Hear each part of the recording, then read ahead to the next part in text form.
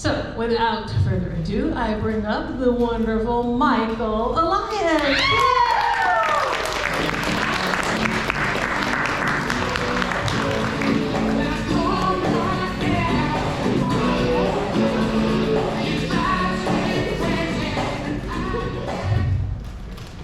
I remember when I was little, my mom sat me and my sister in the living room. She said, "Since I'm expecting a baby and your dad's overseas, I'm expecting you two to be nice with each other and help me with chores." And in my head, I was thinking, yeah, you do play me, but I have to do chores and taxes and mortgages. I'd rather stick gum up my nose. And throughout the years of watching my new baby sister, Coraline, I've noticed a few things about her. She's kind, she's sweet, but oh boy is she spoiled. And about 4 years ago, my dad sat me and Corey in the living room. He said, "Since your mother and sister are going on a cruise to Mexico, I'm taking you two to your grandparents." Now, some people don't like their grandparents. I already had them on speed dial, like, "Grandma, we're gonna go to the farmer's market. Grandpa, we're gonna go to the flea market. Oh, and get this, we're gonna do bird watching. This is gonna be so much fun." My sister, on the other hand, does not like them, for they make her do chores and limited screen time. And get this, they make her eat veggies. And we were in Cali and they were in Texas. So we were about halfway in Phoenix, Arizona when my dad needed to go to a gas station. You know, the one where the janitor has never been there at all. And my sister quietly tapped on my shoulder and said, "Michael, my tummy hurts."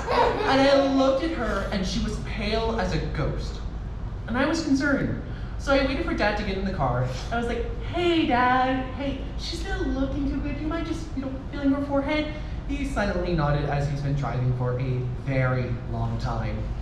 The moment he touched her forehead, his eyes widened, his jaw dropped, and the one thing I can hear him say is, "I am a horrible parent. What have I done to my kids?" And he dropped me and the luggage off at a hotel, and he sped to a hospital with my sister in arms.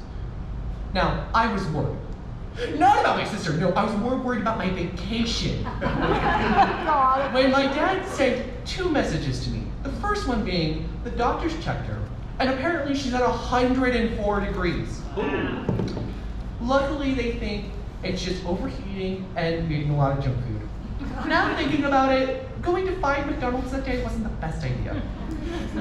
So my dad came in the hotel, tired, and gave me Corey and said, "Whatever you do, don't let your sister burn." And I was really nice to my sister, to the point where I would watch her favorite movie for the 20th time. I now have empathy for what my parents have to go through every night. The moment we woke up, she was fine. She was skipping to the car, I was skipping to the car, Dad was still asleep, we knew we were going to Texas. Until she asked us, "We're going home now, right?" "No, Corey, we're going to Grandma and Grandpa's." "Oh, okay." Not 5 minutes on the highway, she decided to deploy Plan B.